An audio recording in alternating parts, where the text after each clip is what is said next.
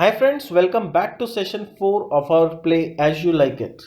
अभी तक हम लोगों ने पढ़ा कि किस तरह से ओरलैंडो और एडम साथ में डिसाइड करते हैं कि हम भी पैलेस में नहीं रहेंगे और वो लोग भी यहीं पर फॉरेस्ट ऑफ आर्डन में आ जाते हैं। और आने के बाद एक पॉइंट आता है जब एडम बिल्कुल थक जाता है और मरने की बात करने लगता है।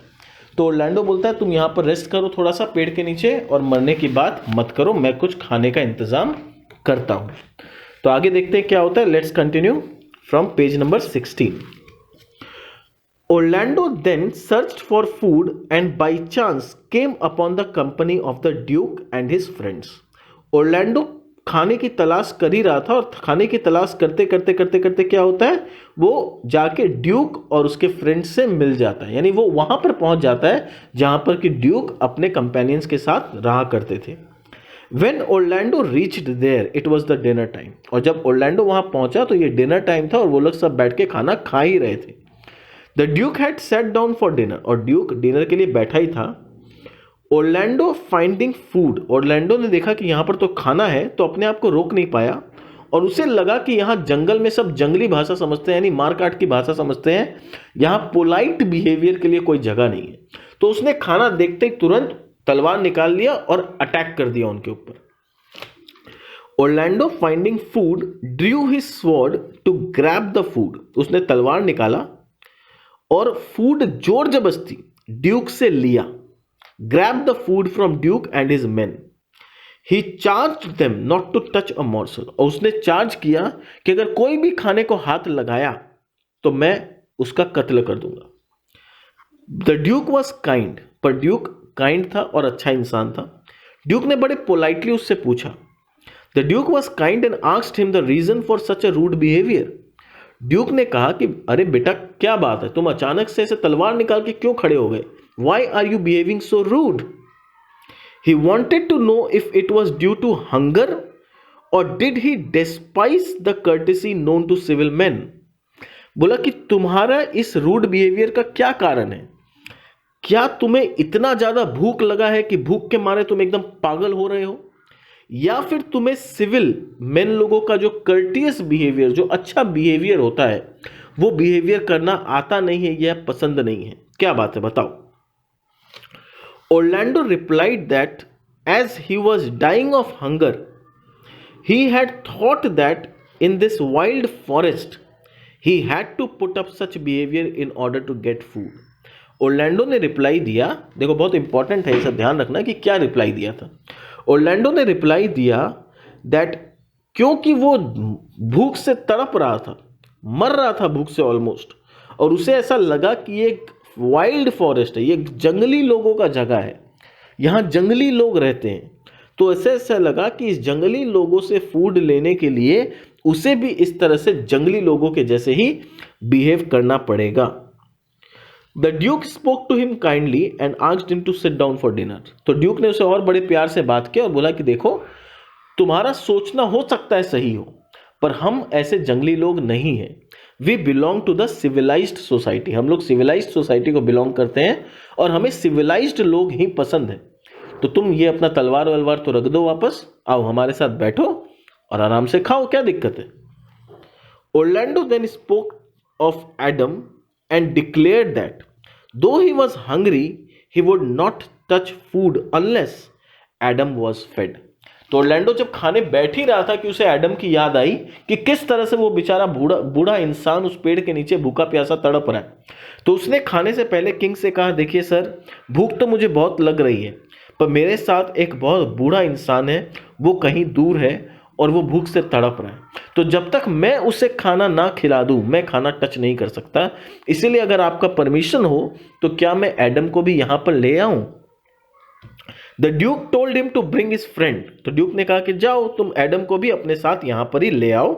And said that they would wait for them, और कहा कि हम लोग तब तक खाना नहीं खाएंगे, हम लोग भी तुम्हारा वेट करेंगे जब तक कि तुम लोग दोनों यहां नहीं आ जाते हो। ओरलैंडो वेंट क्विकली, वो तो फटाफट गया, brought the old man and then both of them along with the duke had food to their satisfaction, और फिर दोनों साथ मिलके ड्यूक के साथ आराम से पेट भर के खाना खाया।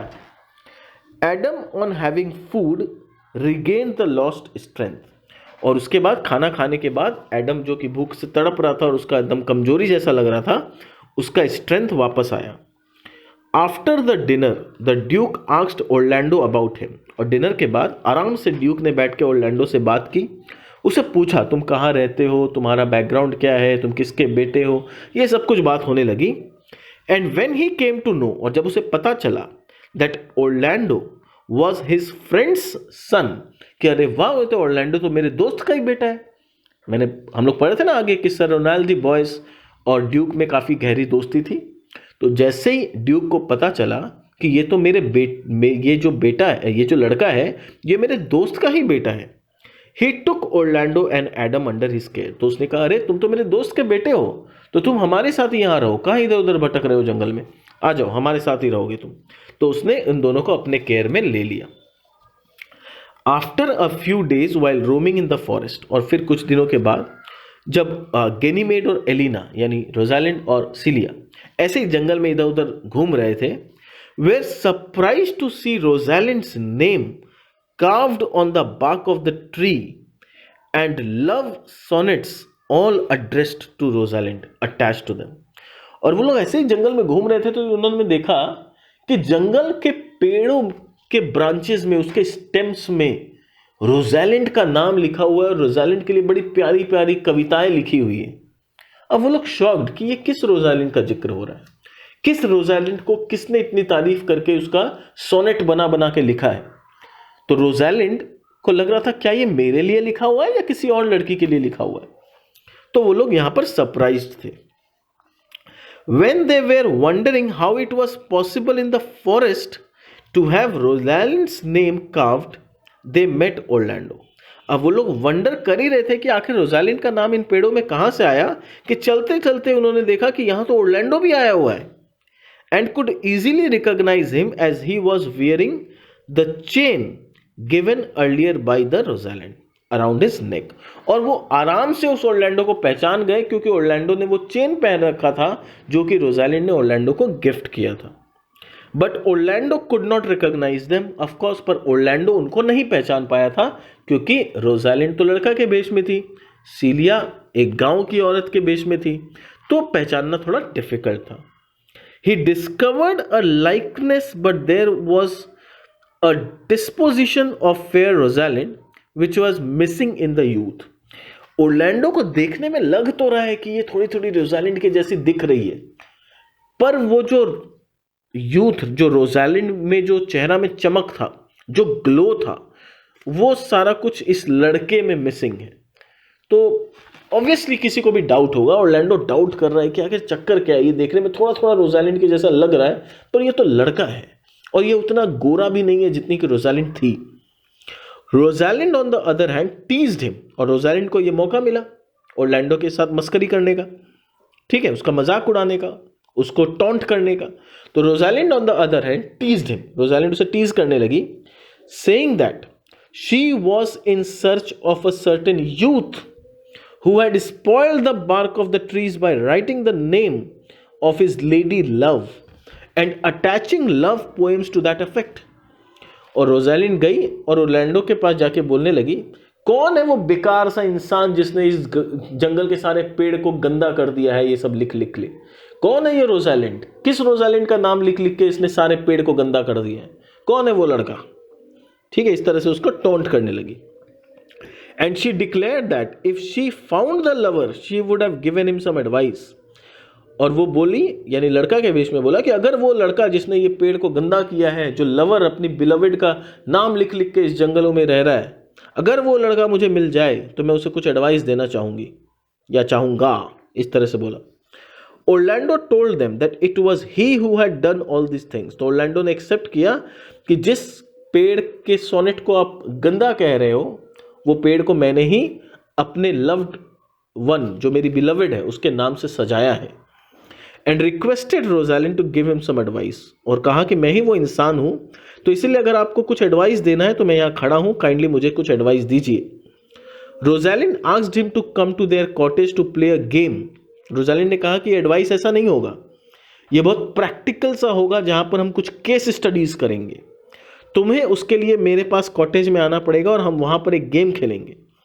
in which Rosalind, in her male attire, would feign to be his lady love with all sorts of feminine pranks and whims, and Orlando would woo her as a genuine lover. तो Rosalind ने कहा, यानी in fact Ganymede ने कहा कि देखो तुम्हें मेरे कॉटेज पे डेली आना पड़ेगा, वहां मैं तुम्हें ट्रेनिंग दूंगी या दूंगा, मैं एक्टिंग करूंगा रोजालिंड का, तुम्हारी बिलवेड का, और तुम्हें वो हर नखरे दिखाऊंगा जो कि एक लड़की जो तुम्हारी बिलवेड है तुमसे कर सकती है। और तुम्हें क्या करना पड़ेगा, तुम्हें एक जेन्युइन लवर की तरह मेरे विम्स और फैंसीज और मेरे सारे नखरे को सहना पड़ेगा, और उसके बाद भी मुझे वू करना पड़ेगा। तो बोलो तैयार हो इस गेम के लिए। When he would experience the whimsicality of the young lady loves, और फिर बोला कि जब वहां पर तुम एक्सपीरियंस करोगे कि कैसे एक यंग लड़की विम्सिकल हो जाती है और उल्टे फुल्टे डिमांड्स करने लगती है अपने लवर से, he would be ashamed of his love, तो तुम्हें पछतावा होगा कि तुमने ऐसी लड़की से या किसी भी लड़की से क्यों प्यार किया। फॉर हर एंड दस बी क्योर्ड ऑफ लव, और तुम्हारे ऊपर जो ये प्यार का भूत सवार है ना, ये सारा भूत उतर जाएगा।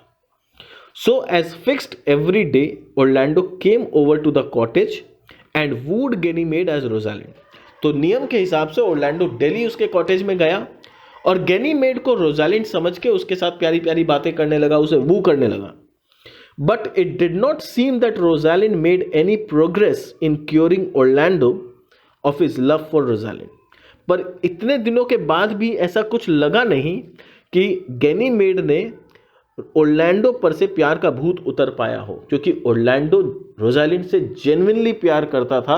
और कितना ही नखरा दिखाया गैनीमेड ने, ओरलैंडो ने उस सारे नखरे को सहा और फिर भी रोजालिंड से प्यार करने का ही दावा करता रहा। Rather she felt highly satisfied, और इनफैक्ट जब वो हार गई, गैनीमेड हार गई ओरलैंडो को चेंज करने में, तो रोजालिंड बहुत खुश हो गई कि यह बंदा मुझसे सच्चा प्यार करता है। She was actually testing the love of Orlando, कि इतने नखरे के बाद भी, इतना सब कुछ सहने के बाद भी ये मेरे से अगर प्यार कर रहा है तो ये मुझसे सच्चा प्यार करता है।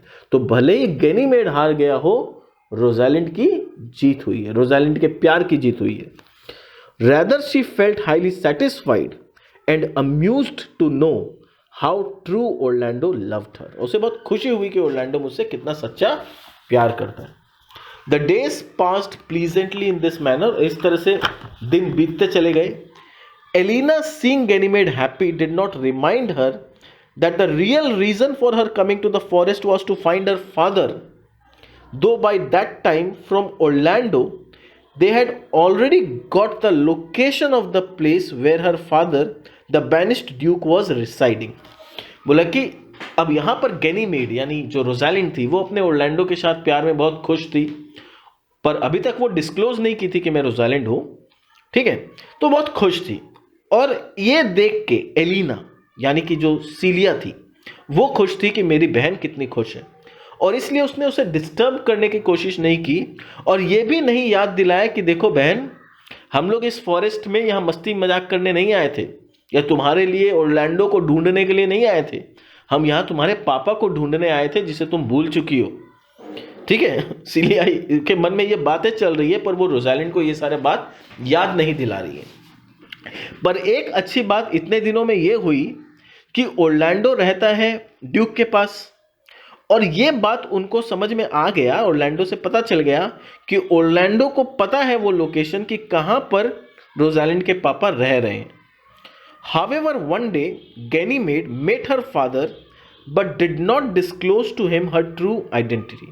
एक दिन गैनीमेड असली में जाके वहां पर गई, यानी रोजालिंड वहां गई और अपने पापा से मिली, पर अपने पापा को अपना ट्रू आइडेंटिटी नहीं बताई अभी भी कि मैं ही आपकी बेटी रोजालिंड हूं।